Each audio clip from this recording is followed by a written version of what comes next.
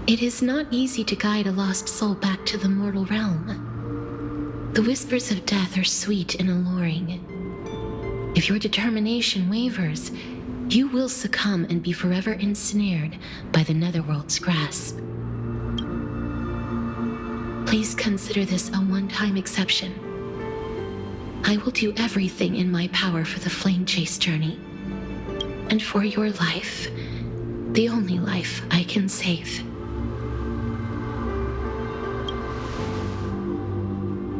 I am glad to hear that.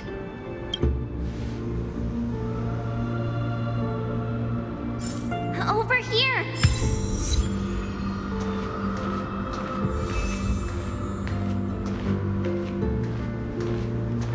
I believe in you.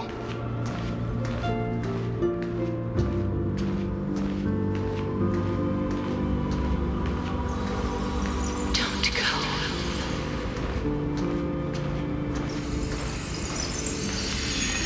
Just forget about all the hardships. Lift your chin up high and step forward with us toward tomorrow! That's right. Keep your eyes on the dawn. Onward. Show me your courage.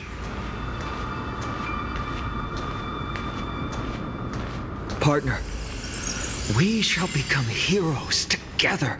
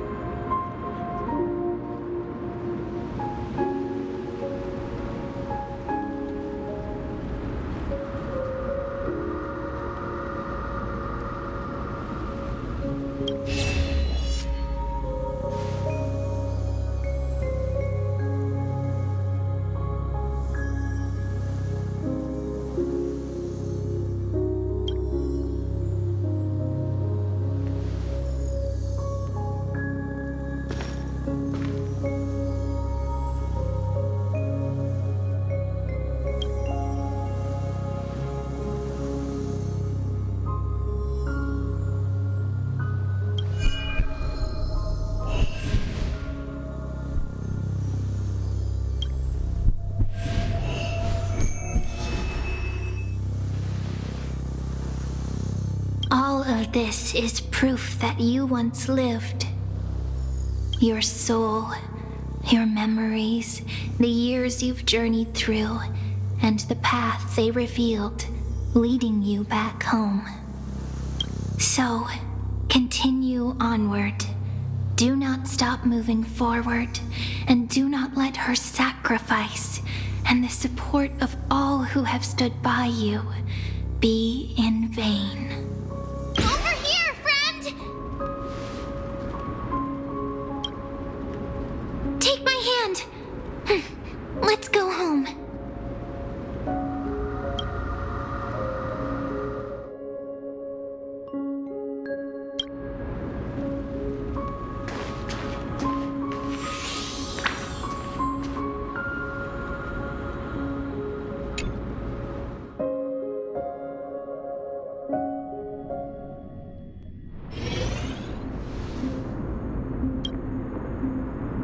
At last, I knew you could do it. Your soul is still perfectly whole, as if some kind of force is trying its best to keep it together. Is it Orynyx's final blessing? Or is it a miracle of your own? It's truly incredible. Such a strange surge of familiarity. So hard to describe. Perhaps it is fate, once again fulfilling its own design. Or perhaps it is the laws from beyond the sky, so familiar to you, that intertwined our fates long ago.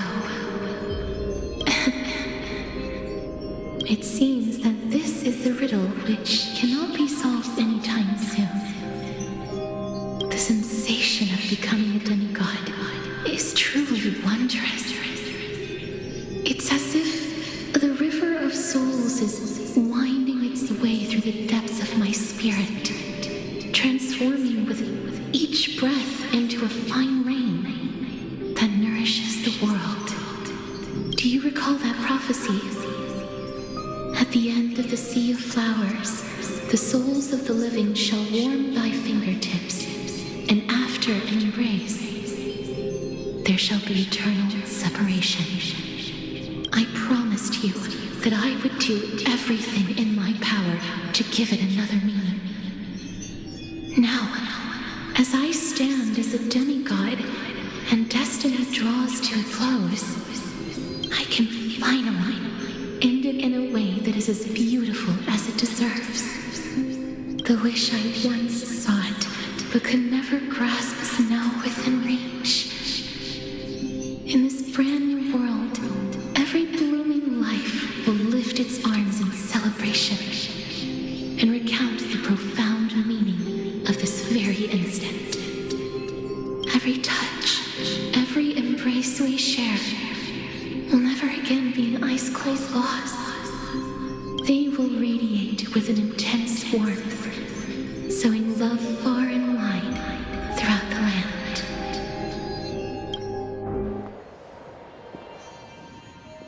The other shore is very cold.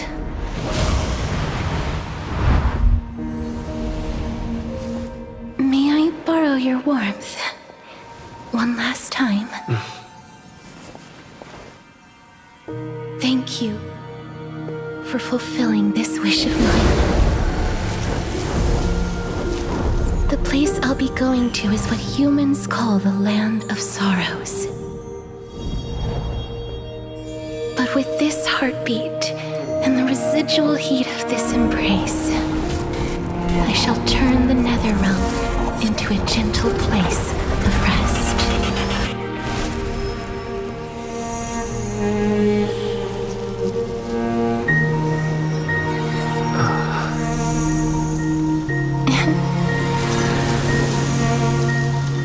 This embrace may be brief, but it's the proof that I once lived. Farewell, then. May we reunite in the new world.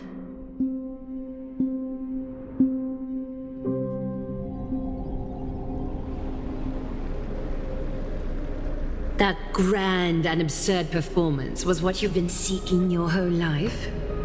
I gave up everything in search of truth, and it culminated in this very moment.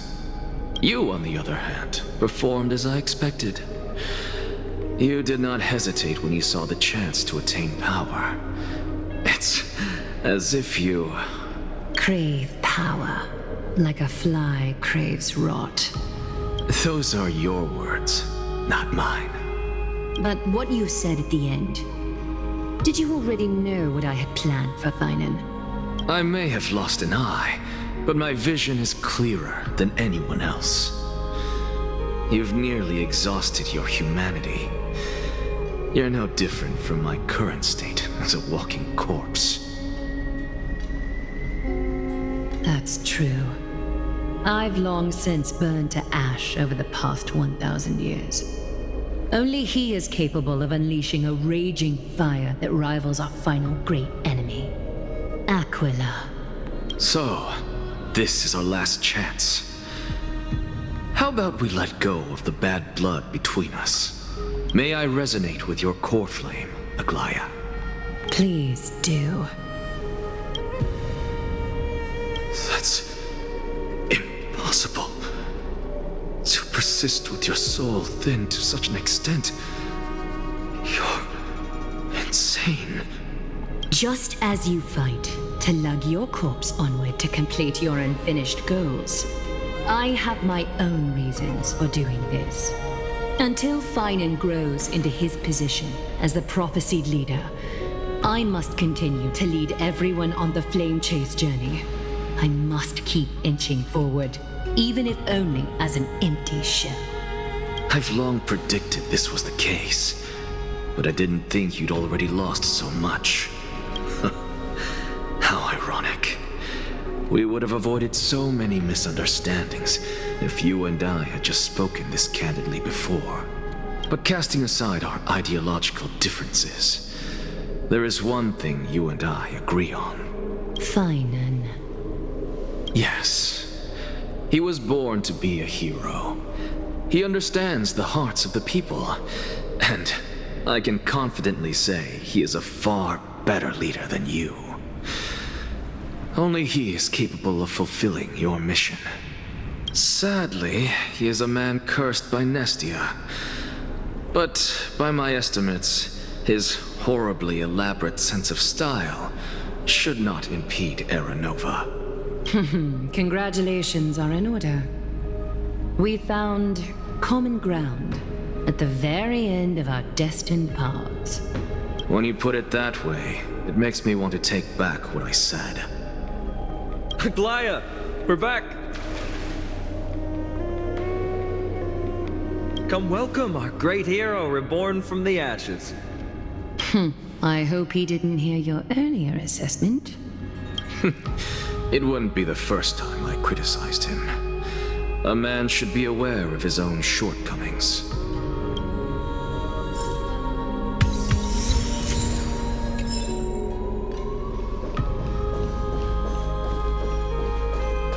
I'm gladdened. But I don't see castorice among your number. It looks like she not only helped me prove my theory, but helped you fulfill your mission as well.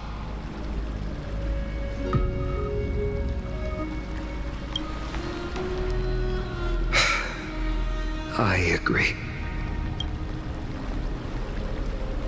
She might not have been able to change her fate, but she still wrote the final verse of her epic herself. Trinan, please recite the prophecy for us. Trailblazer, please surrender that scalding cool flame for us as well. You are the only life she ever saved by her own hand in her 1,000 years on this earth. I believe no one is more qualified for this noble task.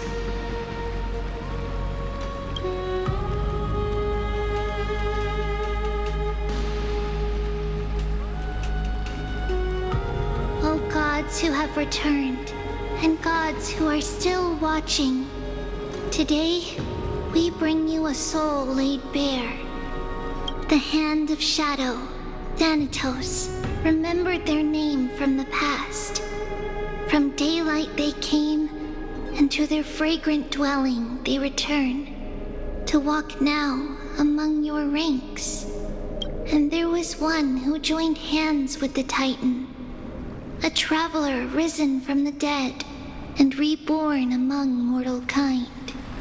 He is the everlasting night, and shall now proclaim in his good name, O Majesty of the 12 Titans, pillars of the world, we seek your divinity to mend the rifts of the world.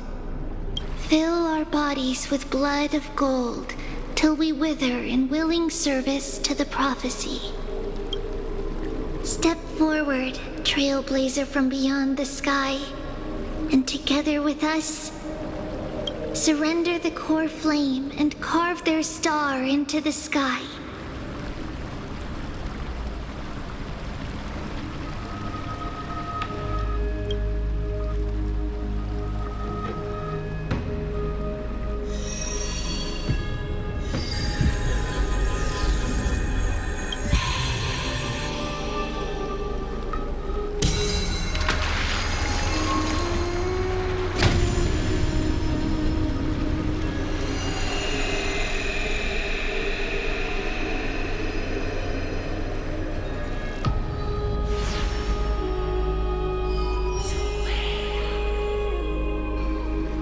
Constellation for death. For life and death, to be more precise.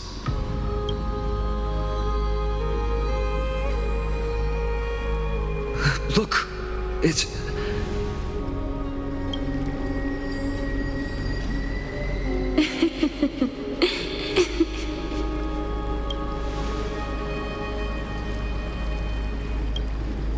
No, it's only a divine echo. I think she's here for the trial.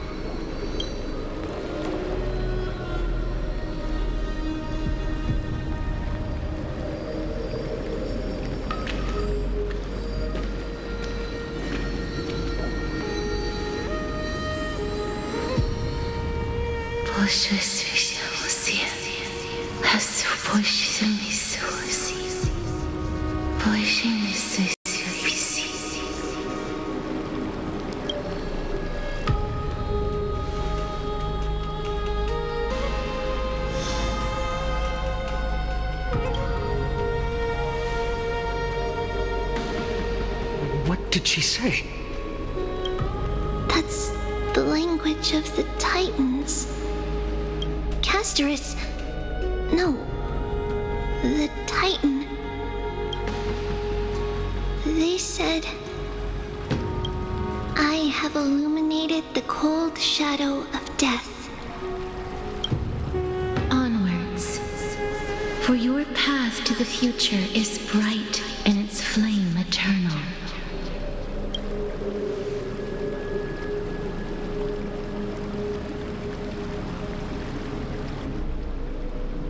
Do not forget.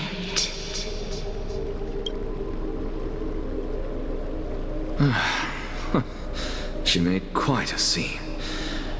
I suppose it's my turn now. I won't stop you. Professor, you... What's with that look? You were present. So, let's get this execution over with. We wouldn't want to bring shame to Akuma's divine laws or keep me from creating a new world. You never change, do you, Professor? I don't understand. If your theory is correct, you'll lose all memories of your past life once you become a Titan. So what's the point of becoming a god? Of course there's a point. Even if I forget who I am, I'll still have my brilliant mind. It goes without saying, I'll find a way to retrieve memories of my past life. Besides, I still have you, don't I? I still don't really understand what you said during the assembly. Even if it were true, things reforged from memory could never be the same as the original anyway. Then allow me to tell you right now that you're wrong. What exactly are we? My answer is that the Chrysos heirs are the future Titans and vice versa. Of course, this answer only applies to us. So, what are we when it comes to regular mortals? The very essence of the world, our souls, are tiny invisible seeds that hold records of each person's memories of the world. And we are the buds that sprout from these seeds to grow into great trees. Is that what new sporism means? Correct. Once our physical bodies are born, we become new extensions of the world. From there, we plant our seeds into someone's memories and then scatter them into the hearts of countless people in the future. Just as seeds are affected by their environment, so too will our appearances differ across memories. But the partial memories we carry will always be the same, because that is just how the world is. To destroy our very existence, one must destroy the world itself. But we have someone who will still live on with his perfect memory. That person is you, child of Kefali.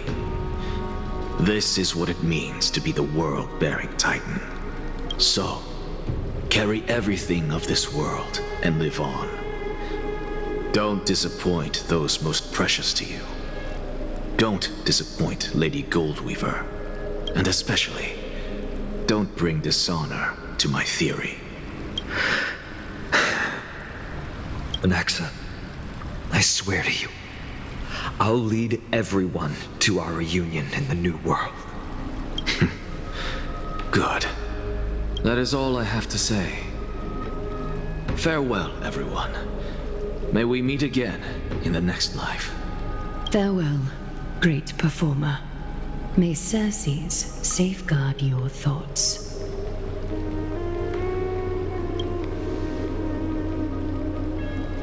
Are you satisfied, Honorable Titan? Very. I hereby swear I have borne witness. Anaxagoras of the New Sporists and the Grove of Epiphany has successfully overcome the trial of reason. Thus, I shall confer upon you these words. You shall transcend the peaks of purity and return to corruption and hardship. Oh, so that's a god's prophecy. It sounds like you just rephrased my past, present, and future. Oh, Circes. Is that all you've got? Well, you've already transcended the peaks of purity, and you were never the type to give me any leeway. That is true. But I do still have one question. I knew it. What is it? Maybe we're thinking of the same thing. As you've so boldly stated, we and the world itself live on through the memories of others. If that is the case, whose memories did the very first new spore sprout from? How should I know?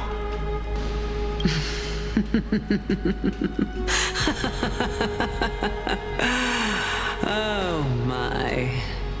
But since we are both equally curious, we should allow the children of humanity who come after us to investigate in our stead.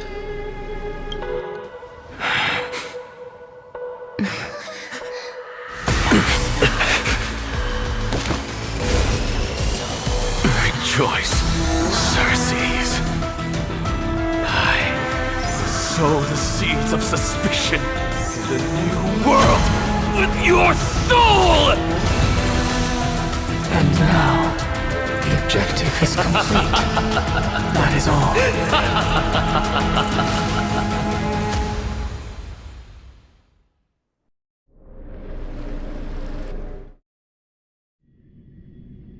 Thankfully, she's still alive.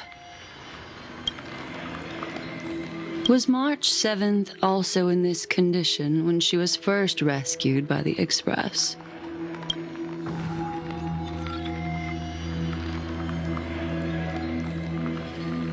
But she still woke up naturally. Looking on the bright side, that might happen this time as well.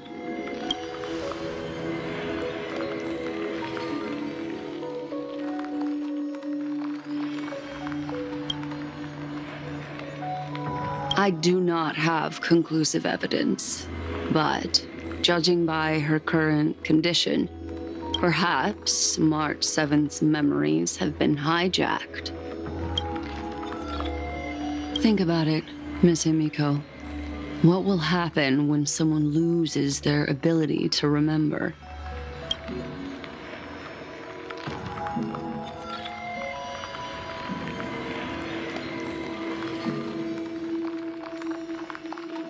Unfortunately, short-term memory is an entirely different concept from the inability to remember.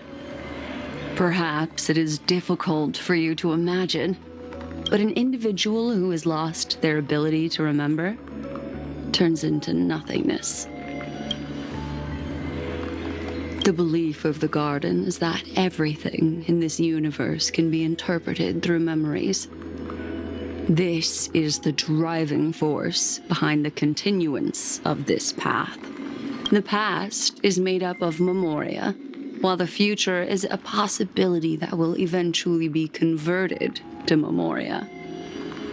But the present, it doesn't really exist, and it's only an abstract expression. Therefore, when a person is affected by the path and loses their ability to remember, their physical form will also be affected. These ice crystals are a manifestation of that.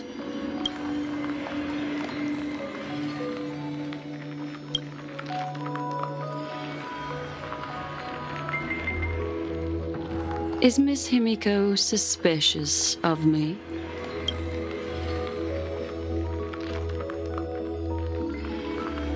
In other words, now is the time for me to prove my innocence. That's not a problem, of course. The true reason behind my intentions is that Amphorius holds special significance. For some memo keepers of the garden with extremist views, it is a perfect example. A world that can only be seen through the garden's mirror means that memo keepers have the right to keep the world in their private collection. If those pathstriders of remembrance were to uncover the secrets of Amphorius first, they might unleash their wild ambitions and remodel more worlds into a similar form.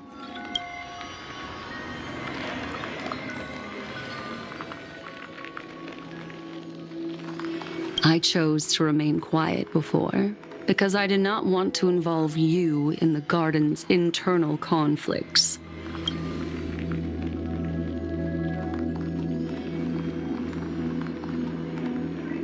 You can be even bolder with your guesses. The people that I'm talking about, they aren't just individuals. They are an organization that has already attached itself to the pinky finger of Fu Li. I cannot be certain, but at the very least, they are capable of doing so. I am deeply sorry about what has happened to March 7th, but the deal that I propose still remains a fair one. Amphorius is still an excellent destination, and investigating further might allow us to uncover the truth behind the accident. Miss Himiko, the wisest choice right now is for us to continue cooperating.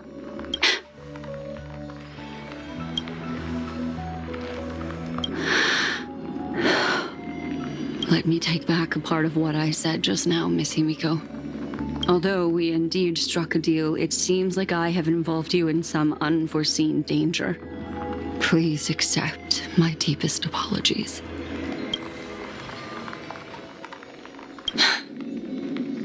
It's Fu Li. Their gaze has just swept across Amphorius.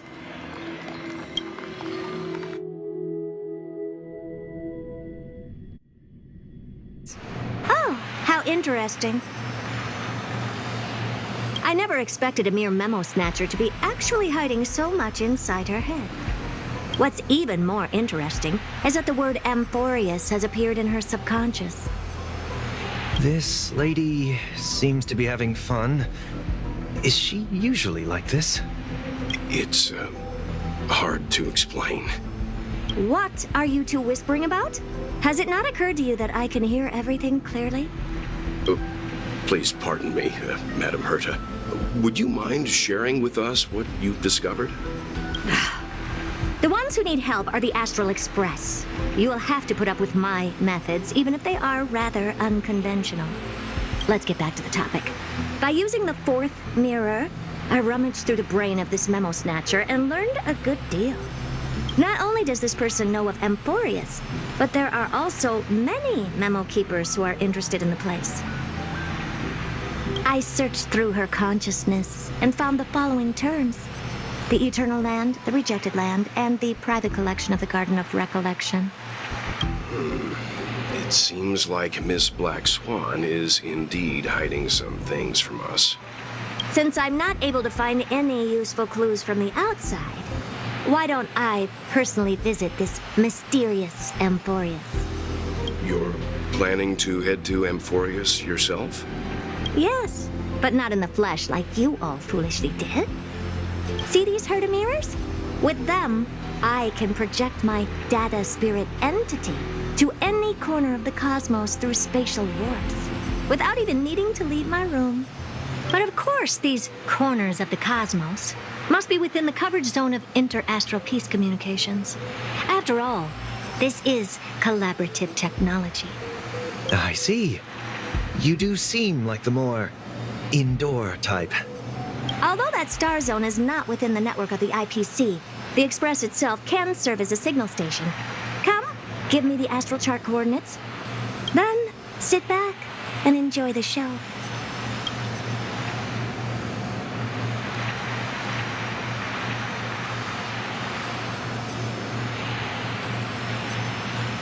All right, now that everything is ready, mirrors, get to work.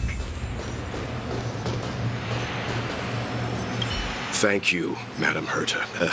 Companions are the lifeblood of the Astral Express. When things are settled, we will repay you for all your help. Well, this young man sure is courteous. Madam, watching you work has been an enlightening experience for me. It's hard to imagine that an outstanding scholar like you could maintain such a relaxed manner most of the time.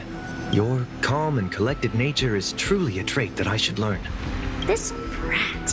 Why does everything that comes out of his mouth sound so snarky? First mirror, input the coordinates. You'll be in charge of the spatial warp. As you command, Madam Herta. The preparations are complete. I wish you a pleasant journey ahead. Second mirror, prepare for the thought refraction. There's still some distance from the Astral Express to the Amphoria's celestial body.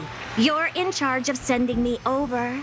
This time, raise the power to the maximum. Don't be stingy. Oh, okay. I won't fail the mission, Madam Herta. Third mirror, you're in charge of generating the data spirit entity. I'm happy to help, Madam Herta. What kind of appearance are you planning to use this time? Good question. Let me think. Forget it. Just use my own appearance. There's no one there that'll recognize me anyway. As you wish.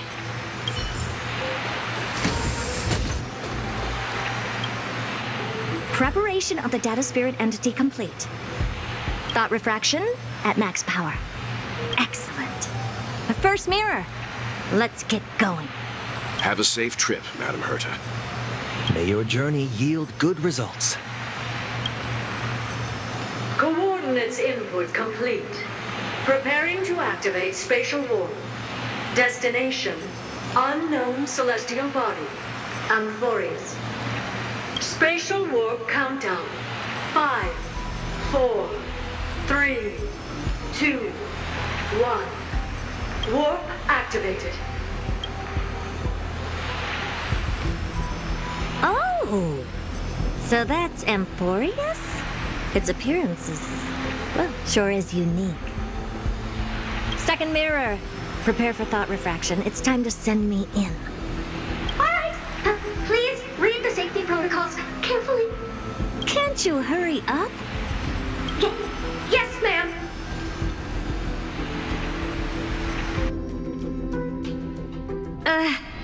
I didn't expect it to be so turbulent. I should have asked the second mirror to use slightly less power. What a magnificent sight! Is this the entrance to Amphoria's? Let's see. Perhaps I'll be able to find a way in. What's this? A statue? It's ugly. I don't like it.